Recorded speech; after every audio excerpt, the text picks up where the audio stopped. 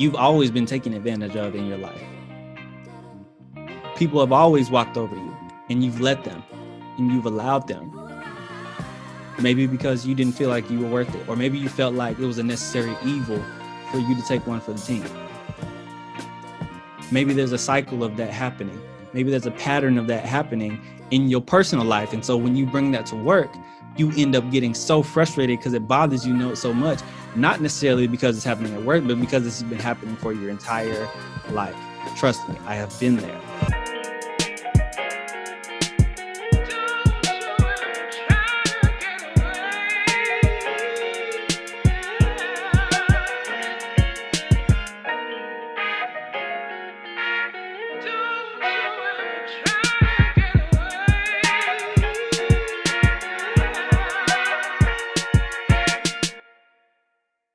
What's going on, world, and welcome back to the Pursuit of the Good Life podcast, your favorite personal development podcast. I am your host, the Cameron Lovelace. So before we get into today's topic,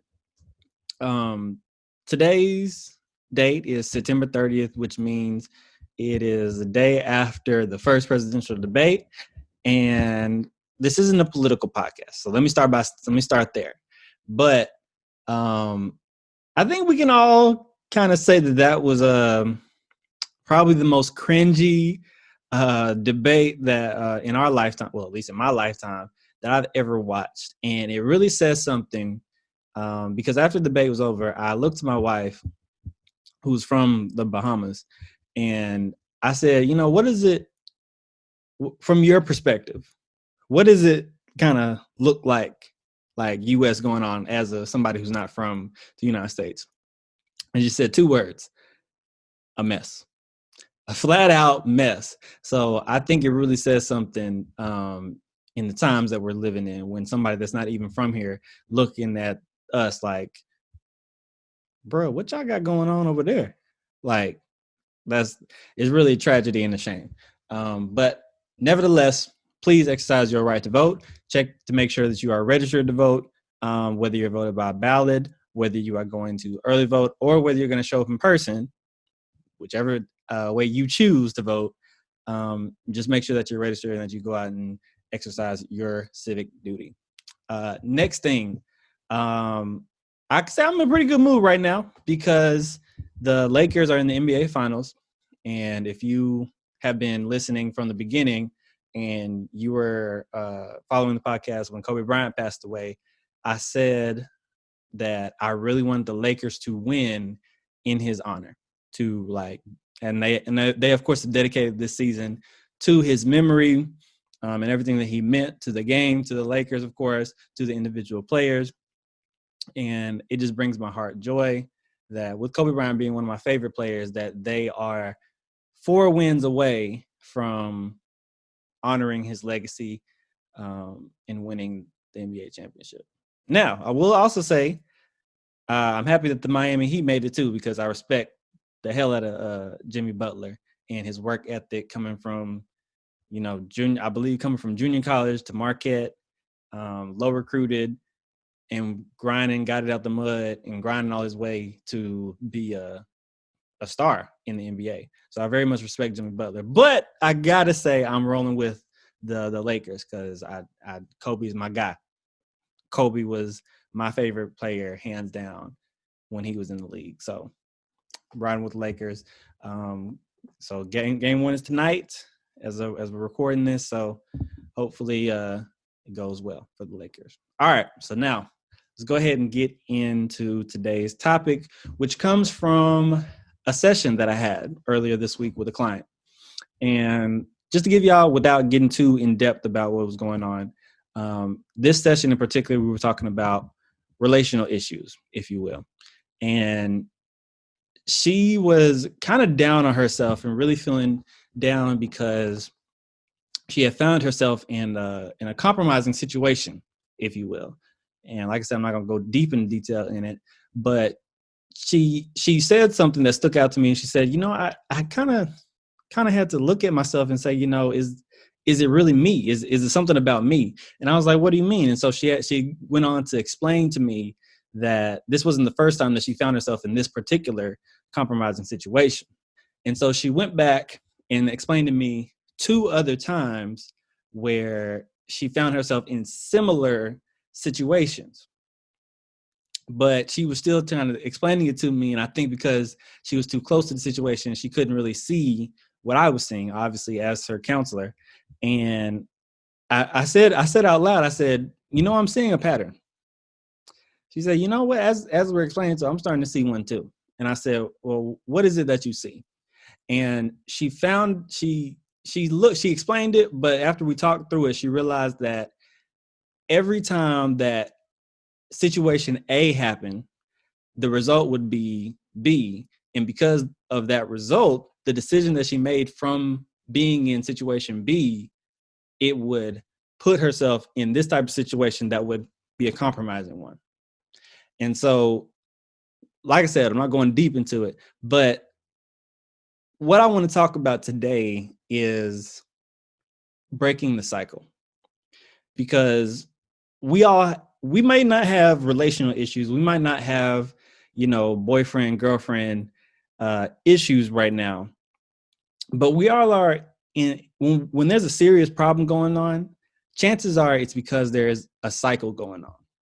So if you have issues with a particular family member, and every time this family member comes around, chances are it's not just you jump straight to pop off, or you jump straight to problems, or you jump straight to insults. Chances are it's usually there's a preface, there's the intermission, there's climax, and then there's the ending. There's always like step one. Usually there's a step 1, step 2, step 3. So if we're comparing this to the rain cycle, obviously there are precipitation, evaporation, condensation, and then it happens all over again. One happens usually right before the other. And so, Cameron, when you talk about rain, what do you mean like with this? So if you have an issue with the parent, follow me here. If you have an issue with a parent and you feel like this parent is always dogging you, this parent is always on you, chances are something before has either happened on your end or their end that puts them in that mode to go in on you or to dog you. Now, some of y'all might be like, I don't know what you're talking about.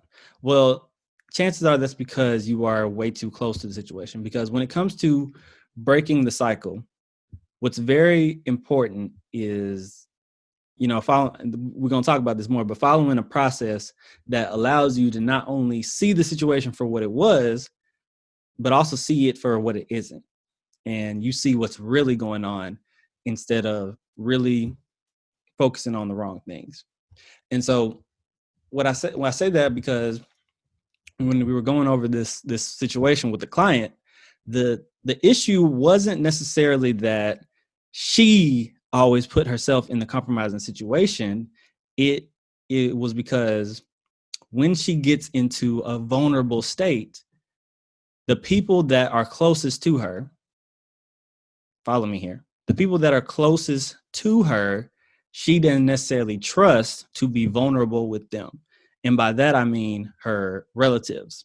So maybe she feels some type of way and she feels like those relatives may judge her instead of comforting her.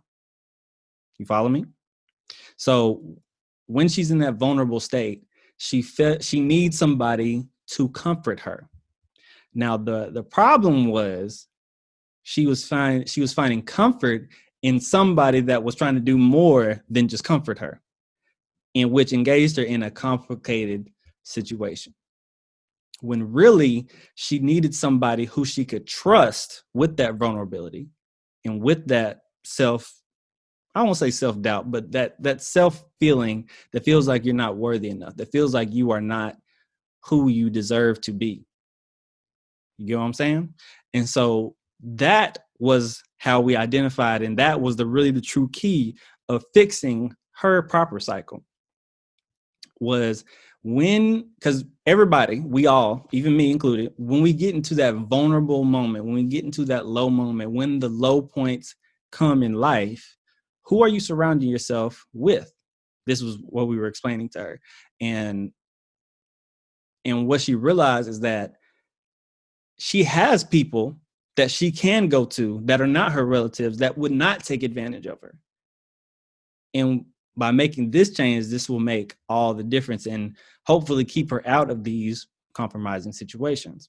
Now, like I said, you're listening to this, and this is a relational podcast, but this is also a career/business podcast as well.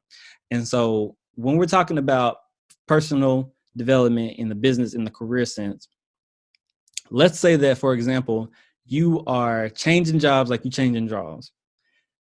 Chances are you may go into the job with a certain level of expectation, right? We might think, this would be a better situation for me and my time. I won't be working overtime. It'd be a better situation. I might have better people around, whatever level of expectation that you have going into the job. And then you work there for a little minute, and then eventually your expectations that nobody set but you are not being met. And because it's not being met, or something has happened when some level of BS has happened, which every job has its own level of BS, of course. When that BS happens, you bail. And you say, okay, no, I gotta get up out of here. And you don't stay long enough to either change the situation or to grow in the situation, or whatever that situation that you're falling into, that may be as simple as talking to your manager, talking to your coworker, setting hard boundaries so that you're not being taken advantage of. You skip all of that part and you just say, you know what, I'm gonna just switch to another job. So if you're listening to this particular episode and you found yourself in similar situations over and over again, possibly with the same kind of people over and over again, chances are you are in a cycle, my friend. And it's important for you to break that cycle so that you can continuously move forward in your life and create the good life that you desire in your life. And so the way that you do that is you first have to, honestly, you got to put your emotions to the side. So if y'all remember last week's episode, I talked about how my parents' divorce caused me to, decompartmentalize is the official term, decompartmentalize my emotions and put them in a box and put them to the side so that I can continue to move forward. So to a small extent, I want you guys to do that when looking at your particular cycle. The reason why is because every time you think about your situation, or you think about the person, or you think about whatever your cycle is, you're going to have an emotional attachment to it. And the thing about it is, when our emotions get high, our reasoning starts to get low. Think about it. Every time that you are angry at somebody or something, every time that you are upset, every time that you are afraid, every time that you are experiencing a high level of emotions, chances are you aren't thinking properly, because you're going to respond and react based on your emotions, whether it's a relational conflict, a familial conflict, business conflict. If you are in your feelings, you are not thinking like you needed to. And so that's why the first step of breaking your particular cycle has to be like checking those emotions just for the time being. Now, I'm not saying completely throw them away in a box for months, years at a time like I did. I'm saying like temporarily, okay, whatever happens when I look at this situation, when I talk about this situation, I need to put my emotions over here, which is why usually when you're doing this step, I encourage you to do it with somebody who is outside of the situation. Why? Because that person doesn't have an emotional attachment to it. And they can clearly see, like when you're telling them what's going on, when you're telling them maybe you're getting taken advantage of, when you're telling them you got something going on, because they don't have an emotional attachment to it, they can say, bruh, or girl, you tripping. like outside look, because they have an outsider's perspective. So it helps when you're checking your emotions to have somebody there with you who does not have an emotional attachment. That's why, you can get a counselor, you can get a therapist, you can get somebody who is good in the head, who has your best interest in mind, that will help you walk through that. But once you do, before you even start, you got to do that. But the next thing is you have to identify the cycle and what's going on. You got to identify, okay, this is the result, but let's trace it backwards. And let's look at maybe step 1. Let's look at maybe step 2. Let's look at maybe step, 3. Wait. Oh, something else is happening too. So let me give you guys an example of this in real time. So I was working out pretty consistently. I was working out like 3 times a week. And then eventually I bumped that up to 4 times a week. Right. And so I was going 4 times, working out 4 times a week for at least about 3 to 4 weeks strong. Right. And so the thing was, when I was doing that, I found myself being a bit more productive. Why? Because in order to get those 4 workouts in, I had to start thinking about when I was going to do these workouts. Because I was thinking, okay, some days I have a staff meeting. Some days I got to record the podcast. Some days I got to cook dinner. So when can I fit a workout in? On this day, it's a wrap. So let me look at the next day. When can I do that? So Friday might be date night, might be have something going on, might need to go out of town. So I maybe need to wake up and do it early. So in me doing that, I realized that in order for me to be productive and get the business things that I need to do, sending out my emails, following up with my clients, balancing my schedule, that for me, the initial catalyst was for me to work out.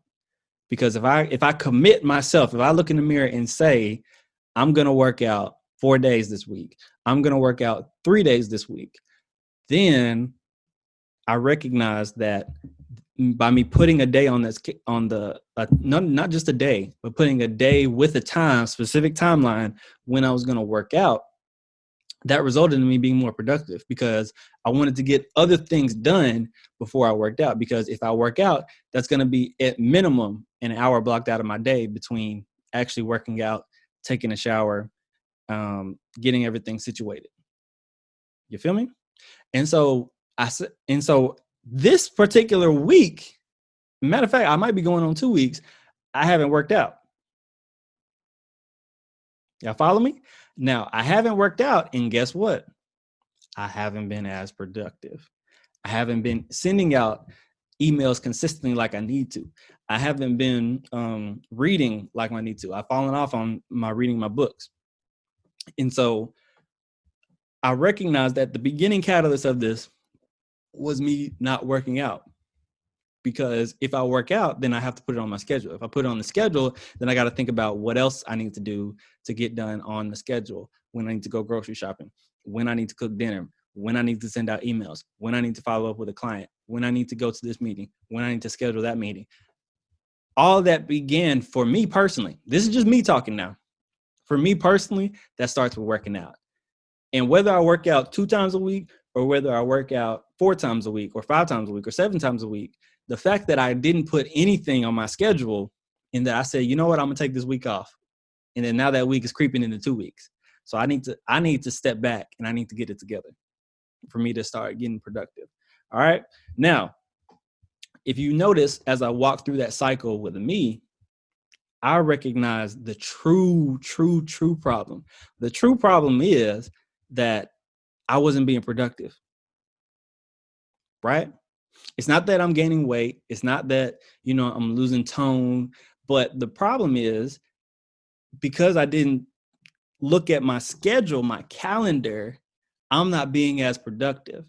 And if I'm not using the calendar to be productive, then a lot of things are not going to get done. And when things don't get done, I don't get the results that I'm looking for. So Like I said, meetings aren't get scheduled, which means that, things that should get done in the month of September are now going to get pushed back to October. And that might be potential money that I might miss out on. But that's because I need to make sure that I use my schedule. And for me, a catalyst in me using my schedule is me working out. Y'all follow me with all that? And so after you identify the cycle, you have to identify the true problem, which for me was my productivity. And the next thing, and the final thing, is to identify the solution for you. Really step back. So like going back to my client's example, the cycle was she came into an issue, she's in a vulnerable place. She puts herself around somebody to find comfort in her, except for that person is trying to do more than just comfort her. So then the result of that is finding herself in a compromising situation.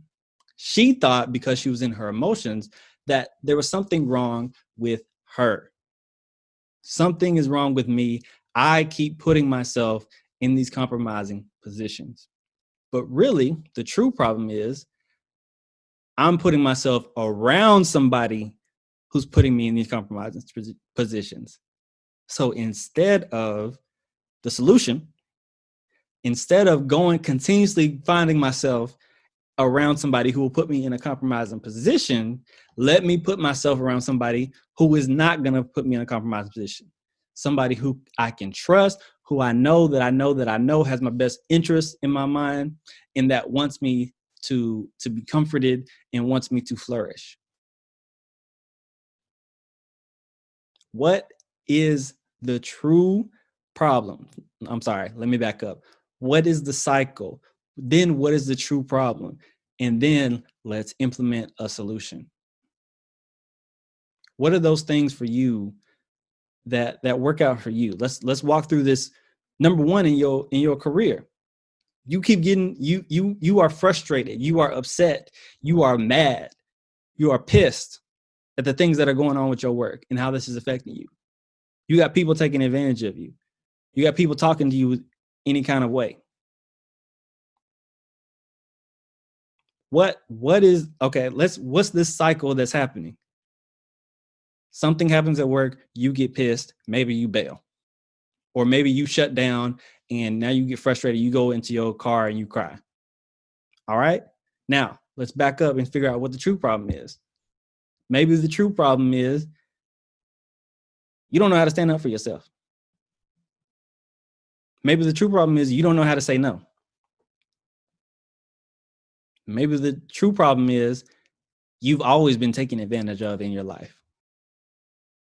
People have always walked over you and you've let them and you've allowed them. Maybe because you didn't feel like you were worth it, or maybe you felt like it was a necessary evil for you to take one for the team. Maybe there's a cycle of that happening. Maybe there's a pattern of that happening in your personal life. And so when you bring that to work, you end up getting so frustrated because it bothers you so much, not necessarily because it's happening at work, but because this has been happening for your entire life. Trust me, I have been there. And I had to get to a point to where I had to say, you know what? I'm going to have my own best interest at heart. And I'm not going to take one for the team. I'm going to take one for me and make sure that I'm taken care of and make sure that I'm straight. And once I'm straight, then I can help you out. Instead of me spending extra time at work, I'm going to spend that extra, I'm going to get off on time so that I can get home to my wife. Because I'm frustrated because I'm here at work instead of at home sitting there with my wife, taking care of her, getting good loving from her like she can. And so what is your cycle? Like I said, first step one, I'm repeating this over and over again. Step one, take your feelings out of it. Step two, identify what the cycle is happening. Step three, identify the true problem. Next thing and final thing, implement a solution. That's how you break a cycle. For those of you who are listening to this, you having relational issues. Every time an issue comes up, you and your girl, you and your guy, you get into it. What's really going on here? What's really going on here? Every time this person comes to you with a specific topic, it results in an argument, which then results in name calling or something that being said that doesn't need to be said, and then results in y'all being in two different rooms. Trust me, I have been there too. What's the real problem? Is it that you're not listening to what they're really saying? Is it that you're too busy trying to fix the problem instead of just listening to them? Is it that you're a fixer and they are just venting? Is it that you're not on their side? Is it that you are not being the supportive partner or the supportive family member? Let me not restrict this to relationships. What is the true problem and how can you fix it? Is it that, okay, I got one mouth and two ears. So maybe I need to listen twice as much as I'm speaking. Maybe I need to listen to understand instead of listening to respond. Maybe I need to do some personal work so that I don't have a reaction every time something is brought to my attention. Maybe I need to stop feeling like it's a personal attack when this person is giving me some critiques, constructive criticism, if you will. Maybe this is something that I personally need to work on. And where can I do that work at? I need to maybe go get a therapist. Maybe I need to listen to a podcast. Maybe I need to get a coach. Maybe I need to write in my journal. Maybe I need to start meditating. Maybe I need to start praying. What is the solution to the true problem? And what can you do to work towards breaking that cycle every single day? Because the thing about it is, the cycle is there because of it's been like a momentum over time, if you will. Once you break it, you got to be aware of it so that you don't break it, so that the cycle doesn't keep happening every single day. Because just because you've made a decision to break the cycle doesn't mean everyone else around you has. They will keep trying you if you let them. They will keep taking advantage of you if you let them. They will keep pushing your buttons if you let them. That's why you have to be aware of the entire cycle. You got to be willing to step back and look at what is really going on so that when a red flag shows up, when somebody says something slick, you know how to properly respond instead of throwing hands. Try Jesus, don't try me. Shout out to Toby. But you got to sit back and look at what is going on, and then look at what's going on with you within the cycle. You feel me? People aren't just hot. People don't just jump from 0 to 100 real quick. No. It's something about you getting in the presence of something else that causes an explosion, that causes you to fly off the handle. And if you don't recognize that, you're going to keep putting yourself in that environment that causes you to fly off the handle. And like I've already told you before, when your emotions are high, your reasoning is low. Because we're emotional beings. We are in our feelings. We get in our feelings quite often. And once we reach our feelings, it's kind of a wrap. So before you get into your feelings, before the cycle reloads and happens all over again, take a step back. Let's look at it. Let's see what's really going on, and let's find a solution. Whether that's relational, whether that's in your business, whether that's in your career, whether that is in your family, whether that's in your friendships, whether that is in the church, you got to step back and look at what's really going on.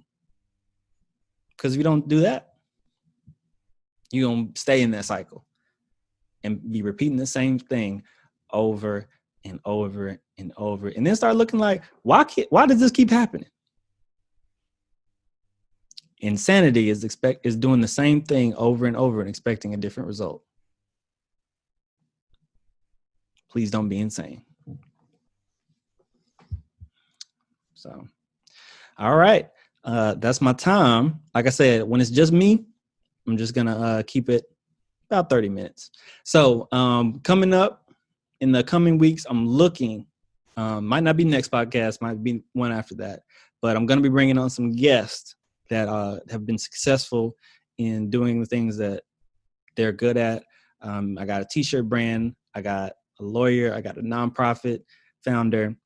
I got some special people coming on for y'all. So make sure y'all stay tuned for that. Those will be longer than 30 minutes. I promise you. So for those of y'all washing dishes, working out, listen to this, doing the things that you do when you listen to a podcast, I got you. But guys, do me a huge favor. And if you're listening to this on iTunes, if you listen to this on Spotify, anywhere, I want you to please give me 5 stars. Give me that like, give me that, all that to keep the Pursuit of the Good Life podcast going up in the ratings. It really helps and gets us to more people who can discover us. So give us that 5-star review, leave us a great comment. And if you're watching this on YouTube, give me that like for the algorithm, leave a comment of what you thought, and just keep the support. Really appreciate it. All right, guys, bringing it back to you each and every single Thursday. I want you guys to keep pursuing your version of the good life. Until then, I will see you next week.